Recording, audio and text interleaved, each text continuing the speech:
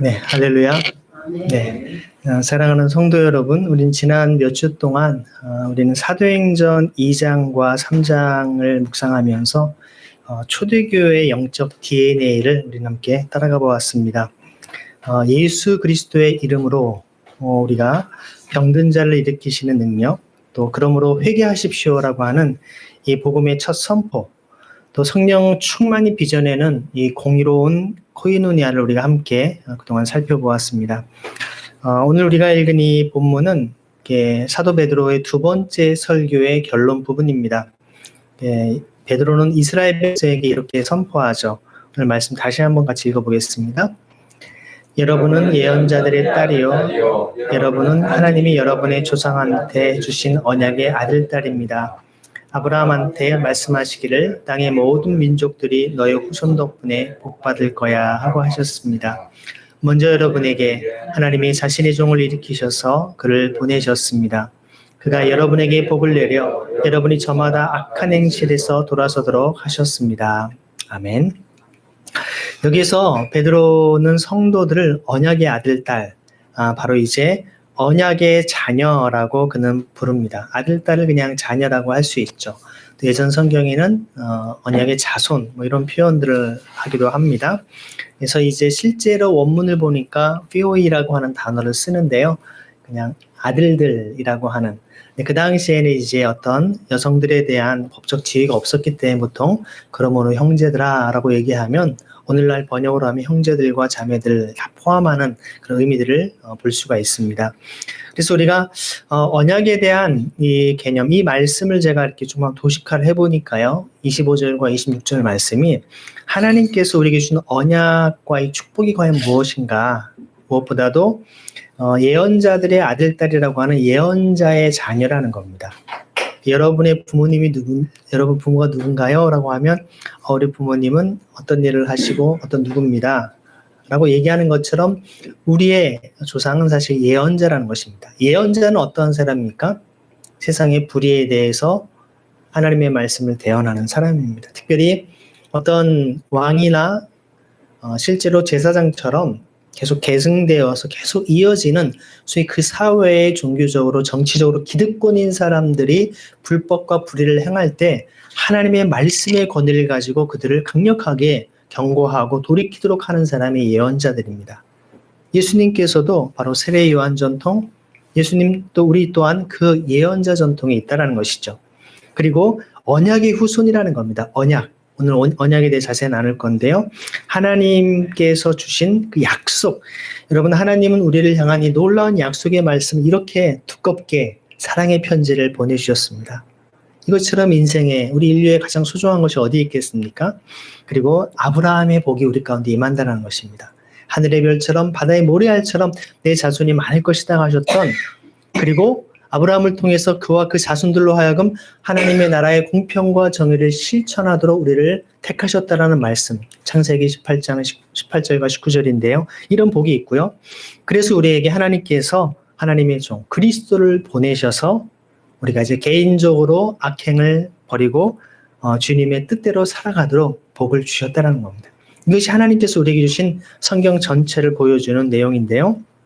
그러면 여러분, 그 성경 전체를 꿰뚫는 가장 중요한 주제는요, 바로 언약이라고 얘기할 수 있습니다. 여러분, 옛 언약을 뭐라고 하죠? 구약. 새 언약을 신약. 성경 전체는 옛 언약과 새 언약, 구약과 신약이라고 말할 수 있습니다. 그래서 Old Covenant, New Covenant 혹은 Old Testament, New Testament라고도 얘기하죠. 히브리어로 한번 따라해 볼까요? 베리트. 베리트라는 말이 언약이라는 말입니다. 헬라어로는 디아테케인데요. 이 언약은 단순한 종교적인 규칙이나 제도 차원이 아닙니다. 그것은 살아계신 하나님께서 죄 많은 인간과 맺으신 거룩한 약속의 관계를 뜻합니다. 다시 말해서 언약은 하나님께서 인간과 친밀한 교제를 나누시고 우리를 구원과 생명으로 초대하기 위해서 선택하신 방식입니다. 서로 간에 약속할 수 있어요. 상진이 형제 다음 주에 몇 시에 만나서 뭐 합시다 약속을 하거든요. 근데 제가 내가 갑자기 너 급한 일이 생겨서 오늘 약속을 좀 어기게 된 좀 양해 좀 해줘요. 이게 약속이거든요. 조금 더 법적인 책임을 지는 게 계약이라고 합니다.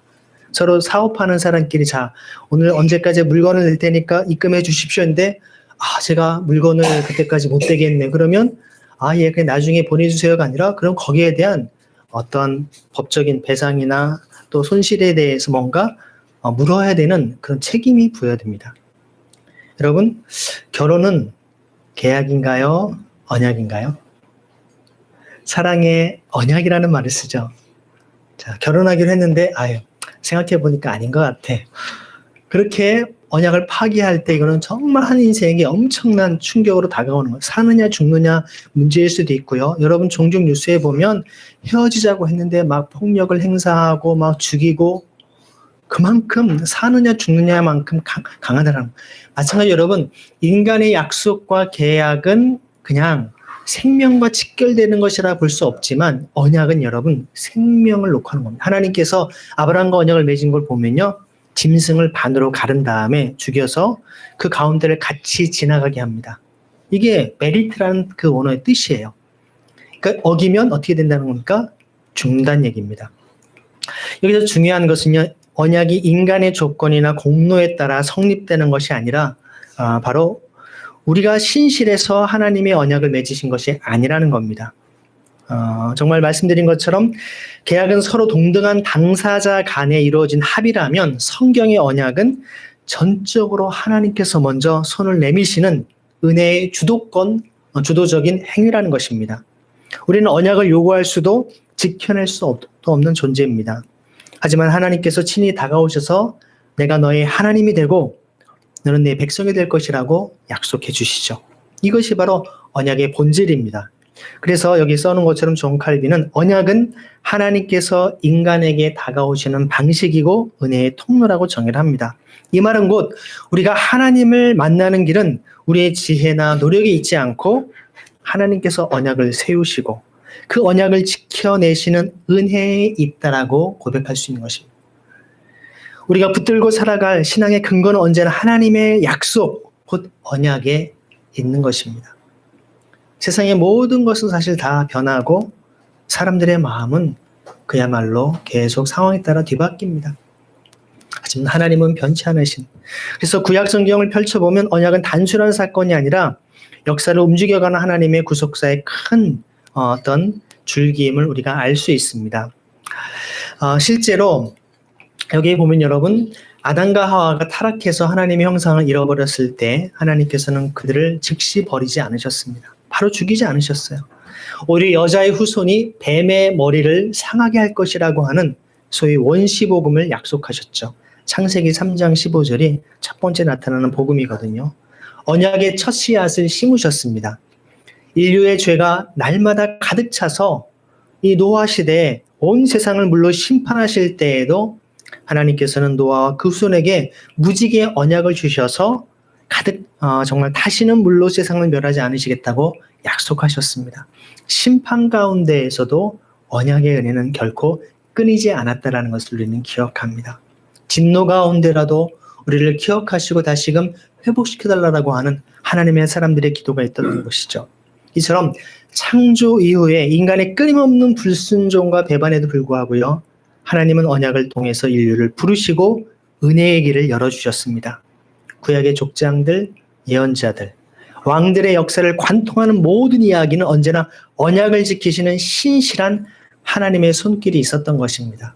여러분 성경 전체를 읽는 관통하는 사상이 바로 언약 사상입니다. 신학적으로 언약 신학이라고도 얘기를 하죠. 성경 전체를 언약으로 보는 것입니다. 그래서 하나님 이스라엘 백성이 정말 바벨론 포로로 끌려가 모든 것이 무너진 것 같을 때에도 예레미야 선지자를 통해서 내가 새 언약을 세우리라는 하나님의 약속이 선포된 것입니다. 제가 여러분에게 이제 설명드릴 언약이 4가지가 있는데 이 모든 언약들이 사실 인간이 다 깨트립니다. 성취하지 못합니다. 이루지 못합니다. 그래서 예레미야를 통해서 주님께서는 새 언약을 약속하셨고 그것을 예수님을 통해 성취하고 완성하시는 그 내용을 볼 수 있는 것이죠. 오늘 우리는 이 언약의 개념을 통해서 단순한 교리적인 지식 혹은 살아있는 그런 교리적 지식이 아니라 살아있는 우리의 도전과 위로가 되길 소망합니다. 여러분이 정말 붙잡아야 될 것이 무엇이 있겠습니까? 세상 속에 흔들리고 넘어지고 때로 우리의 죄와 무능력 때문에 낙심합니다. 하지만 하나님께서 우리를 붙드시는 근거는 우리의 힘이 아니라 그분의 언약이죠. 처음에 여러분이 하나님의 언약의 말씀을 붙잡는 줄 알았는데 알고 보니 하나님께서 이 언약의 말씀 우리를 붙잡고 계셨던 것을 우리는 깨닫게 됩니다. 그래서 하나님의 언약은 변치 않습니다. 믿으십니까? 정말 사람의 약속은 쉽게 깨지지만 하나님의 약속은 변함이 없고 영원히 유효합니다. 영원하다 얘기하죠. 변함이 없다고 얘기합니다. 시편 119편 89절에 이렇게 얘기하죠. 주의 말씀은 영원히 하늘에 굳게 섰나이다. 따라서 정말 우리가 이 말씀을 통해서 하나님께서 우리에게 흔들리지 않는 약속을 주시는데 그 첫 번째 언약의 말씀이 바로 아브라함 언약입니다. 복의 근원으로서의 약속이죠. 아브라함을 통해 주님께서는 너로 큰 민족을 이루고 내 씨로 말미암아 천하 만민이 복을 얻게 될 것이다 라고 말씀하셨습니다. 그 복에 대한 실상은 창세기 18장 18절과 19절에 보면 공평과 정의를 실천할 것을 말씀하고 있습니다. 하나님은 단순히 영토 국민 주권 가운데 땅을 주고 백성만 줄 것이 아니라 실제 하나님의 통치에 올린 정말 공평과 정의와 사랑, 미슈파트와 쯔다까와 헤세드를 행할 것을 주님은 약속하셨죠. 그래서 단순히 아브라함 개인의 축복이 아니라 그를 통해 모든 민족이 하나님의 복을 누리게 하시려는 구속사의 큰 비전이었던 것이었습니다. 아브라함을 통해 도저히 바랄 수 없는 중에 믿음을 갖게 하는 믿음의 조상이 되게 하셨다는 것이죠.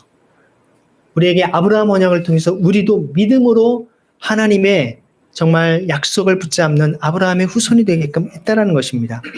그래서 갈라디아서 3장 16절에서 사도 바울은요, 그 씨가 곧 그리스도라고 해석을 합니다. 하나님께서는 약속의 자녀, 약속의 씨를 통해 하늘의 별처럼 바다의 모래알처럼 수많은 자손들을 줄 것이다 얘기하셨거든요. 근데 그는 정작 75세의 부름을 받고 100세가 다 되도록 자식 하나가 없었습니다.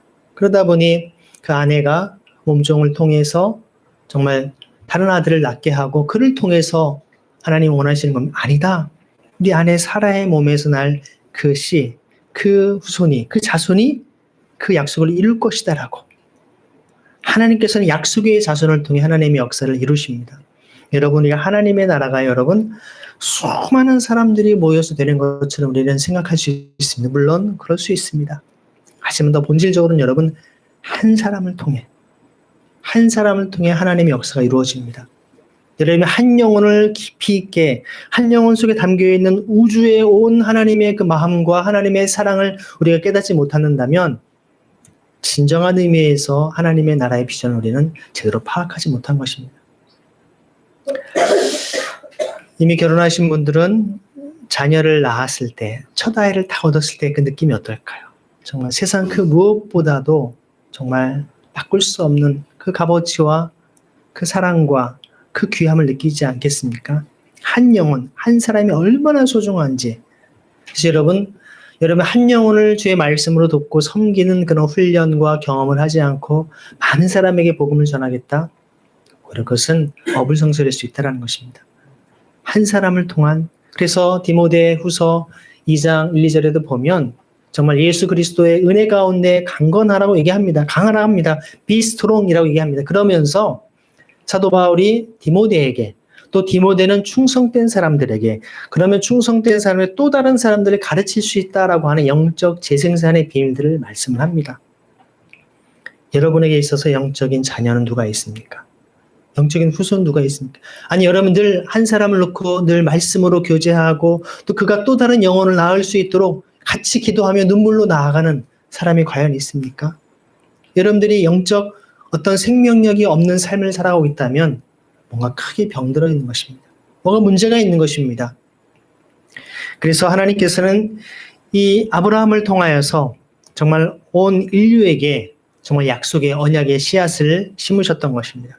인류의 죄가 날마다 가득 차서 정말 하나님께서는 이러한 그 아브라함을 통하여서 귀한 사역을 감당케 하셨는데요. 이 언약이 예수 그리스도 안에서 완성됐다라고 선언합니다. 따라서 언약의 자녀라고 하는 것은요, 혈통적인 이스라엘만이 아니라 믿음으로 말미암아 의롭다 얻은 모든 사람들을 이야기합니다. 오늘 우리도 예수 그리스도 안에서 아브라함의 후손이요 열방을 향한 복의 통로가 된다는 것입니다. 사실 여러분 한번 갈라디아서 3장 일부러 제가 여러분 찾게끔 하려고 쓰지 않았는데 갈라디아서 3장 13절과 14절 한번 찾아볼까요? 네. 신약성경 298쪽에 있습니다. 298쪽에 갈라디아서 3장 13절과 14절입니다. 아브라함 언약을 말씀하고 있는데 함께 읽어보겠습니다. 3장 13절과 14절입니다. 시작. 그리스도께서 값을 치르고 우리를 율법의 저주에서 풀어주셨습니다. 우리를 위해서 저주를 받으심으로써요. 성경에 이렇게 적혀있기 때문입니다. 나무에 매달린 사람은 모두 저주받은 사람이다. 그리하여 그리스도 예수님 안에서 다른 민족들한테도 아브라함의 복이 이르게 하시려는 것이었습니다. 약속하신 성령을 우리가 믿음을 통해서 받게 하시려는 것입니다. 바로 예수님 안에서 다른 민족들한테도 아브라함의 복이 이르도록 했던 것입니다. 그리고 약속하신 성령을 어떻게 받는다고요? 믿음으로 받는다는 것입니다. 구원도 믿음으로 받고 성령 세례, 성령 충만도 믿음으로 받는 것입니다. 믿음이 없이는 하나님을 기쁘시게 할 수 없고 믿음으로 정말 하나님의 마음을 흡족해 하는 삶을 살아갈 수가 있다는 것이죠. 그래서 이런 아브라함 언약과 함께 또 주님은 모세를 통해서 하나님의 율법의 말씀을 주십니다. 나는 너희 하나님이고 너는 나의 백성이라고 하는 하나님의 백성과의 관계를 맺으시죠. 나라를 허락하십니다. 출애굽한 이스라엘에게 하나님은 시내산 언약을 주십니다. 십계명과 율법은 억압이 아니라 자유의 법입니다. 우리를 살리는 법입니다. 하나님 백성으로 살아가는 새로운 질서의 기초죠. 하나님은 제사장, 너희는 제사장 나라여 거룩한 백성이라고 말씀을 하십니다. 그래서 이스라엘이 세상 속에서 하나님의 뜻을 드러내는 언약 공동체가 되기를 원하셨던 것입니다. 바라기는 우리 주빌리교회가 그런 세상 속에 하나님의 뜻을 드러내는 언약 공동체가 될 줄로 믿습니다. 율법은 단지 규제의 조항이 아닙니다. 하나님의 성품을 삶 속에 드러내는 기준입니다. 공평과 정의, 사랑과 평화, 거룩함과 자비 이런 것들을 드러내는 것이죠. 그러나 인간의 연약함으로 인해서 이 언약은 온전히 지켜내지 못했고 이로 인해서 선지자들은 계속해서 새로운 언약들을 갈망하게 됩니다. 그래서 다윗을 통하여서 하나님은 또한 영원한 나라의 약속을 세우십니다. 내 집과 내 나라가 내 집 앞에서 영원히 보존될 것이며 내 왕위가 영원히 견고하리라 하고 약속을 하십니다. 다윗의 왕조. 그래서 사실 이스라엘 백성들은 다윗 왕조에 대한 이 다윗 언약 때문에 이스라엘 백성, 특별히 다윗 가문은 절대로 망하지 않는다고 생각했습니다. 그러다 보니 예레미야와 같은 선지자의 메시지는 얼토당토하는 얘기죠. 하나님의 말씀에 다윗 왕조가 무너지지 않는다고 했는데 어떻게 당신은 이스라엘 백성이 이 다윗 왕조가 또 성전이 파괴된다라고 그런 거짓말을 하고 있느냐라고 정죄했던 건 아니겠습니까? 이 언약은 단순히 다윗 왕조의 정치적 지속을 뜻하는 것이 아니라 메시아를 통한 영원한 구원의 왕국을 의미했던 것입니다. 시편과 예언서에서 다윗의 언약은 점차 메시아 왕국의 소망으로 발전했던 것입니다. 예수 그리스도께서 다윗의 자손으로 오셔서 영원한 하나님 나라를 세우심으로 이것이 성취되지 않았습니까? 그래서 다윗 언약은 오늘날 우리가 소망하는 하나님 나라의 궁극적인 완성을 우리에게 보여주고 있다는 것입니다. 결국 이 언약은요, 우리에게 하나님의 신실하심, 또 그분의 계획이 결코 무너지지 않음을 보여주는 것입니다. 인간의 불순종과 또 실패 가운데에도 하나님은 자신의 약속을 지키시면서 하나님의 구원을 이루어 가신다는 것을 보여주는 것입니다. 이처럼 아브라함 언약, 모세 언약, 다윗 언약과 같은 언약들을 인간이 끊임없이 어기고 다 무너뜨렸습니다. 그런 언약을 어기면 어떻게 된다고요? 죽습니다.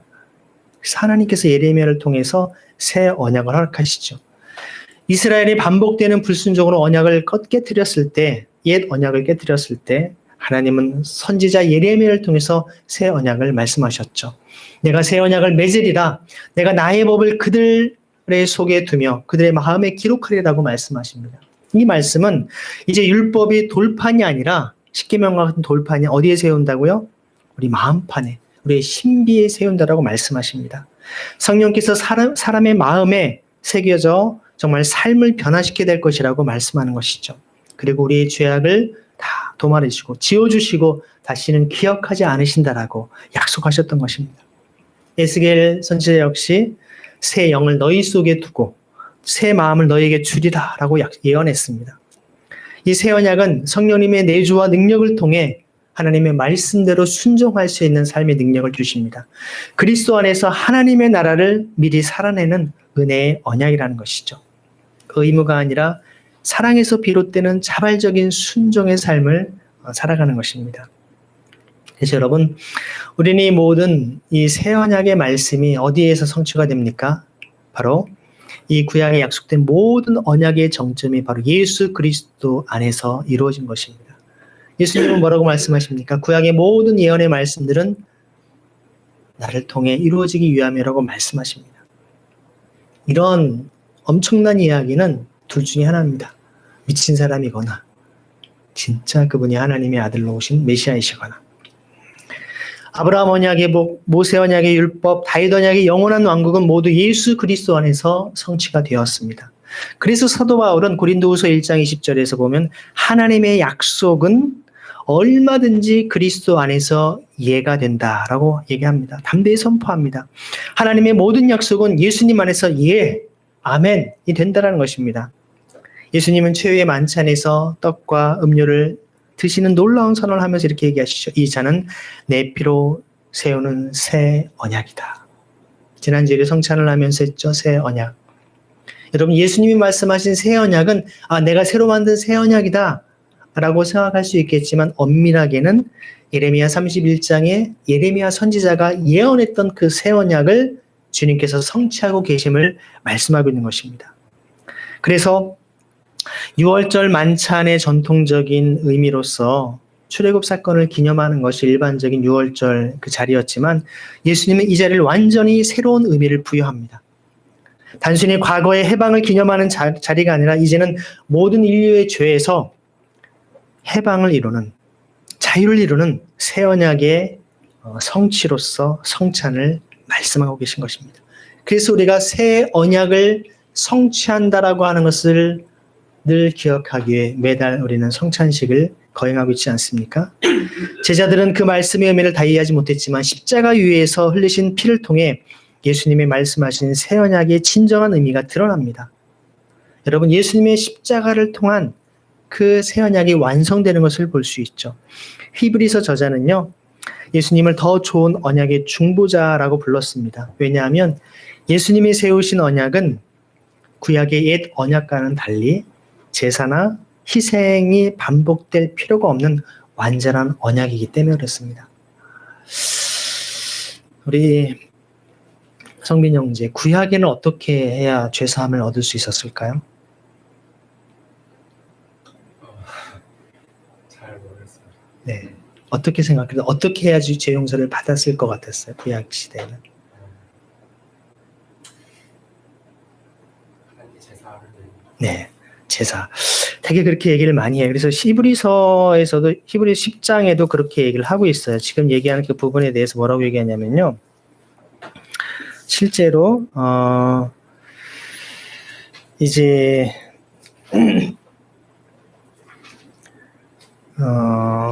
히브리 10장 그 4절에 이렇게 얘기합니다. 황소와 숫염소의 피가 죄를 없애줄 수는 없기 때문입니다.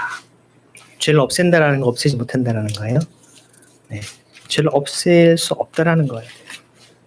히브리서 저자는 그래서 구약의 그 모든 제사들이 죄를 사하는 효력이 있는 것이 아니라 죄를 사한 예표, 본으로서 보여줬다라는 거예요.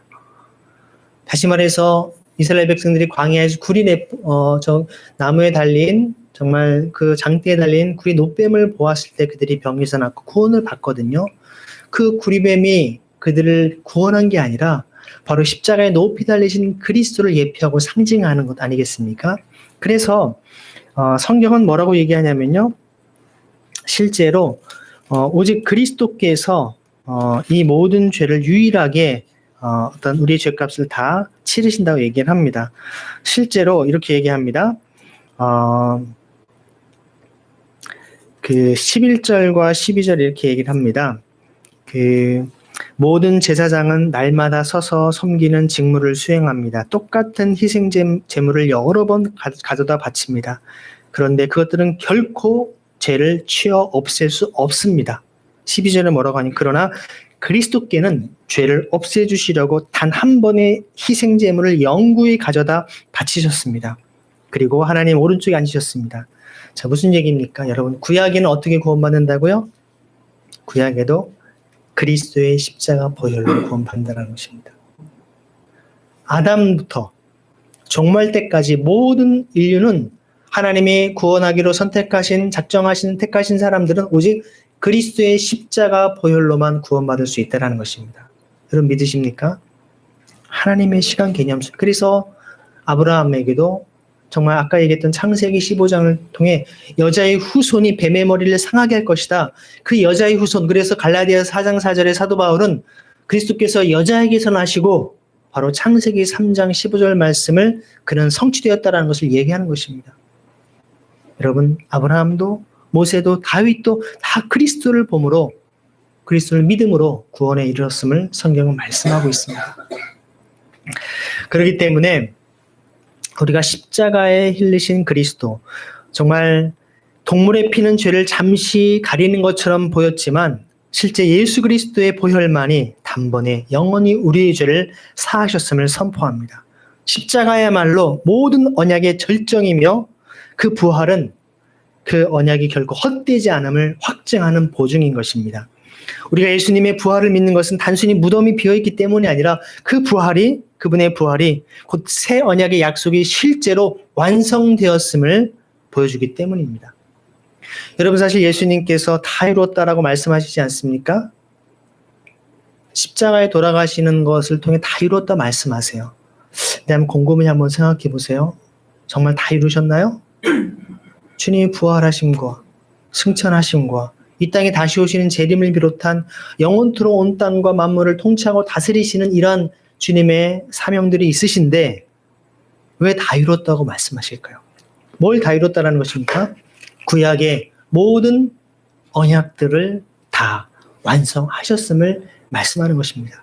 그래서 주님이 십자가 사건에서 다 이루었다라고 하시는 말씀은 철저하게 언약적 차원에서 하신 말씀이라고 볼 수 있습니다. 신학자 칼바르트는요, 언약을 하나님의 자기 계시의 형식이라고 설명했습니다. 하나님의 언약을 통해 자신을 감추지 않고 드러내셨습니다. 그리고 그 계시의 완성은 예수 그리스도의 성육신과 십자가 그리고 부활입니다. 예수님 안에 하나님은 멀리 계신 분이 아니라 우리와 함께 하시는 임마누엘 하나님이십니다. 우리를 위해 자신의 생명을 내어주시는 분으로 오신 것이죠.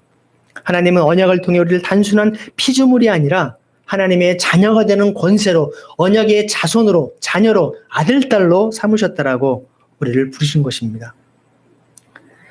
그렇다면 이 언약의 성취는 오늘날 우리에게 어떤 의미가 있을까요? 예수 그리스도의 십자가 피는 우리의 죄사함의 근거입니다. 더 이상 우리는 죄책감에 매여 살 필요가 없죠. 베드로를 통해서 예수 그리스도를 믿고 죄사함을 얻으라, 회개하고 죄사함을 얻으라고 말씀합니다. 여러분의 죄를 자복하고 토해냈다면 더 이상 그 죄 가운데 눌려 살 필요가 없다는 것입니다. 과거의 실패와 수치가 우리의 정체성을 결정하지 않습니다. 여러분의 과거의 삶이 여러분의 현재의 주님 앞에서 관계를 결정짓지 않는다는 것입니다. 우리는 예수님의 피로 깨끗하게 씻김을 받은 언약의 자녀입니다. 날마다 그리스도의 십자가 보혈로 정결함을 입은 하나님의 자녀들인 것이죠. 그러므로 날마다 내가 누구인가라는 질문 앞에 서면 나는 언약의 피로 구속받은 하나님의 자녀입니다 라고 고백해야 합니다. 누구라고요? 나는 언약의 피로 구속받은 하나님의 자녀입니다. 한번 옆에 분에게 얘기할까요? 시작. 나는 언약의 피로 구속받은 하나님의 자녀입니다. 둘째는 새 언약은요, 관계의 회복을 얘기합니다. 죄는 하나님과 우리 사이를 가로막는 장벽이었죠. 그러나 예수님의 십자가에서 그 장벽이 무너졌습니다. 샬롬이 이루어진 것이죠. 우리는 더 이상 하나님 앞에 두려워 떠는 종이 아니라 사랑받는 자녀로 서게 된 것입니다. 예배는 더 이상 형식적인 의무가 아니라 언약의 하나님과 인격적 교제를 나누는 자리라는 것입니다. 또한 새 언약은 성령의 임재와 능력을 약속합니다. 구약의 언약은 돌판에 기록됐지만 새 언약은 우리 마음에 기록되지 않았습니까? 성령께서 내주하셔서 정말 하나님의 말씀을 기억나게 하시고 또 순종할 힘을 주시죠. 그러므로 언약의 자녀는 단지 해야 한다라는 의무감으로 신앙생활하는 사람이 아니라 성령의 능력 안에 기쁨으로 순종하며 살아가는 사람입니다. 그리고 이런 새 언약은 공동체적으로 함께 나누는 것입니다. 우리가 성찬을 할 때마다 우리 언약의 자녀로서 하나의 몸이 되었음을 확인하지 않습니까? 그러므로 언약 백성답게 서로 사랑하고 돌보고 이웃의 아픔을 함께 아파하는 나누는 삶을 살아야 되는 것이죠. 그래서 이러한 부름 앞에 우리의 정체성을 우리에게 말씀하고 있는데요. 오늘 말씀에 보면 실제로 우리를 통하여서 하나님은 죄의 사슬에서 자유를 얻고 하나님과 화해되었을 뿐만 아니라 성령의 능력을 공급받아 공동체 안에서 사랑과 공의를 실천하도록 우리를 부르셨다는 것입니다. 오늘 분명 사도행전 3장 25절 말씀에 이렇게 얘기합니다. 여러분은 예언자들의 아들, 딸이요. 여러분은 하나님이 여러분의 조상들한테 해주신 언약의 아들, 딸입니다. 라고 얘기하죠.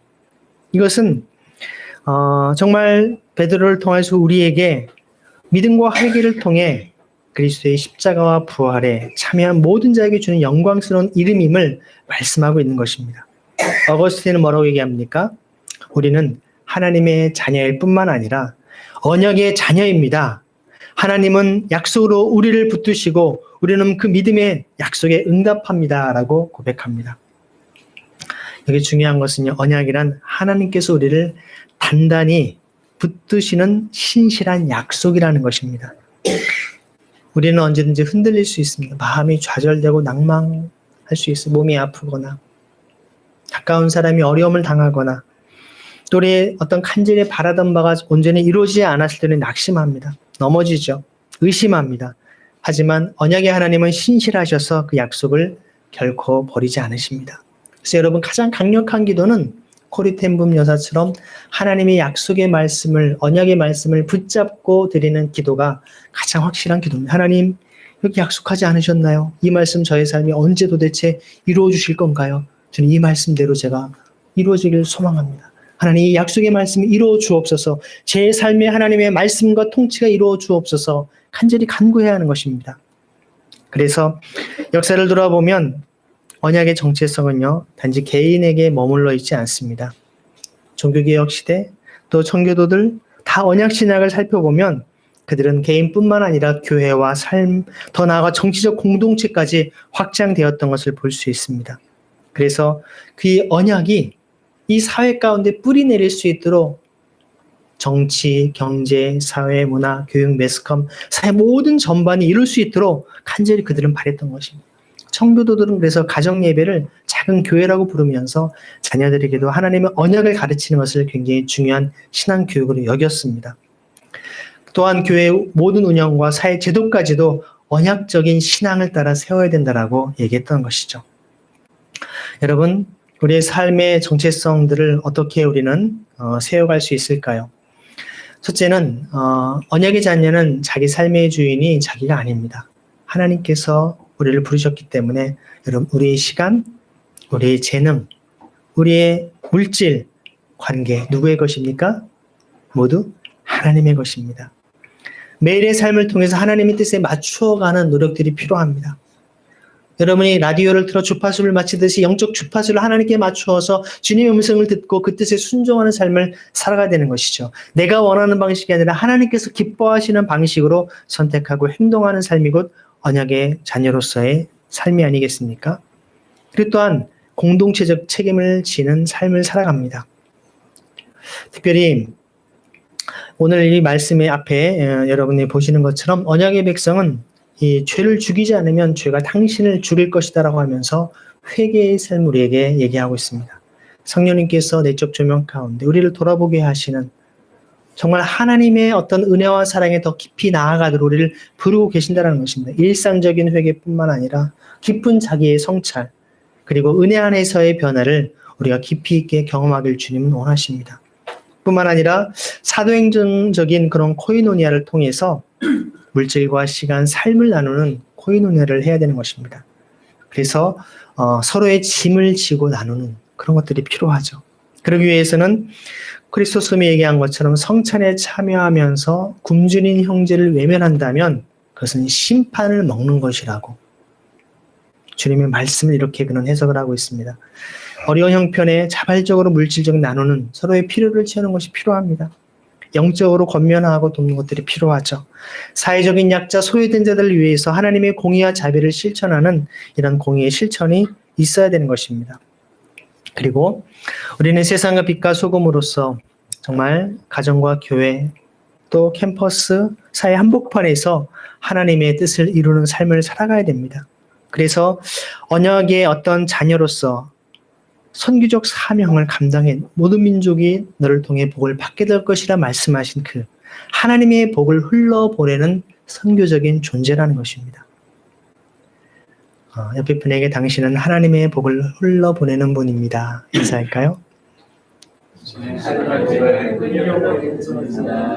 네. 예, 제 설교는 이렇게 잘 집중해 듣지 않으면 뭐라고 얘기했지? 졸다 보면 얘기를 못 합니다. 네, 우리는 복을 받을 존재입니다. 또 변화된 존재고요. 또 복을 전하는 존재입니다. 하나님의 기쁜 소식. 그래서 우리의 사명은 가정과 교회와 이 사회, 나라, 민족을 지리적 경계를 넘어서 땅 끝까지 이르러 삶의 모든 영역에 하나님의 가치를 실현하고 복음의 능력을 증거하는 삶. 그것을 주님은 드러내길 원하지 않겠습니까? 그리고 언약의 자녀는 바로 성령님의 인도하심을 따라 거룩한 삶을 살아가는 것입니다. 성령님의 인도하심을 날마다 구하면서 성령의 열매를 맺어가죠. 그리고 성령의 능력으로 외적으로 성령의 은사와 내적으로 성령의 열매를 맺어가는 삶을 살아가는 겁니다. 그래서 여러분의 삶을 통해서 많은 주위 사람들이 하나님을 만나는 은혜를 경험하게 될 것입니다.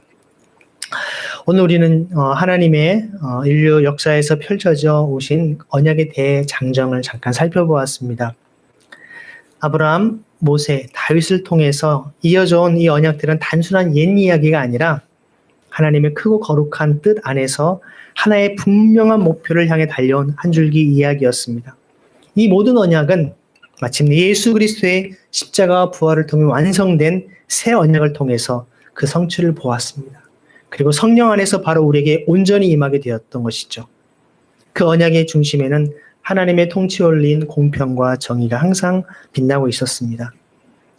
고아와 과부, 나그네와 가난한 자들의 눈물을 외면하지 않으셨던, 약하고 소외된 자들을 향한 깊은 사랑과 공의를 실천하셨던 분이 예수님이셨습니다.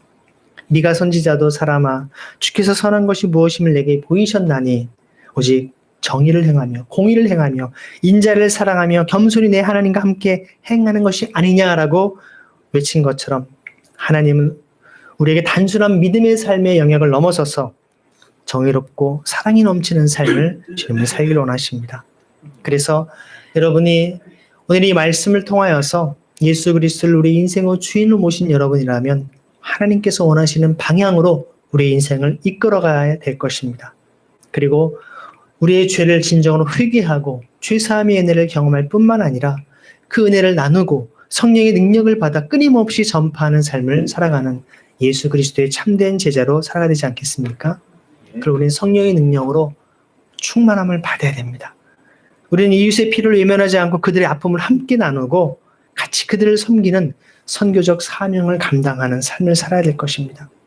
세상의 가치에 휩쓸리지 않고 성님의 거룩하심을 추구하는 삶을 통해서 세상을 향해 하나님의 언약을 보이는, 그래서 사람들이 이야기하기를 정말 여러분에게 복을 내려주셔서 여러분이 정말 하나님의 놀라운 일들을 감당하는 사람들이군요 라고 그들이 고백할 수 있도록 해야 될 것입니다. 사랑하는 주빌리교회 성도 여러분, 이제 우리는 하나님의 부르심 앞에 겸손히 응답하기를 소망합니다. 예수님을 여러분의 우리 주인으로 모시고 회개와 제사함의 은혜 가운데 성령의 충만함으로 빛과 소금의 역할을 감당합시다. 우리 가정이 언약의 복을 풍성하게 하시고 우리 교회가 사랑과 정의를 실천하는 언약 공동체의 빛을 우리가 바라고 마침내 민족을 넘어 온 세상이 하나님의 복을 경험하는 그날이 오기를 간절히 소망합시다. 그 위대한 약속을 저 여러분을 통해서 이루길 간절히 소망합니다. 앞에 있는 기도 제목들을 가지고 이 시간 같이 기도하도록 하겠습니다. 언약의 자녀로서 날마다 회개하며 새 언약의 은혜 안에 우리가 살게 하여 주옵소서. 성령님의 인도하심에 민감하게 반응하며 말씀을 통해서 하나님의 뜻을 분별할 수 있도록 기도합시다. 그리고 공동체적으로 교회가 언약적 사랑과 공의를 실천하는 코인원회를 실천하도록, 또 서로의 짐을 지고 함께 기뻐하고 슬퍼하는 참된 지체가 되도록 기도합시다. 그리고 선교적 기도를 통해 언약의 복이 우리를 넘어서서 가정과 사회, 열방에 흘러가도록 기도합시다. 특별히 오늘 우리 임선아 선교사님 함께 오셨습니다. 이제 보름 후면 말라이 선교사로 이제 가시게 됩니다. 어찌 보면 선교지로 가시기 전에 오늘과 다음 주 몇 주 남지 않은 소중한 시간을 우리 함께 이 시간 참여를 해주셨는데, 선교사님께서 아프리카의 그 말라이 지역에서 사시는 모든 사역 가운데 성령으로 기름 부어주시고 동역자들과 또 주님께 그 땅에 잃어버린 영혼들을 주님의 품으로 안을 수 있는 귀한 사명의 능력을 감당할 수 있도록 정말 선교사님을 위해서도 같이 이 시간 합심해 기도하겠습니다. 기도하시겠습니다. 하나님 감사합니다. 오늘도 우리에게 거룩한 은혜와 사랑을 부어주시고 하나님의 풍성한 사랑과 은혜로 오늘 말씀을 주심에 감사를 드립니다. 하나님, 우리는 연약하고 부족한 존재들입니다. 하지만 말씀을 통하여 우리를 주님의 자녀로, 언약의 자녀로, 약속의 자녀로 우리를 삼으신 주님을 찬양합니다.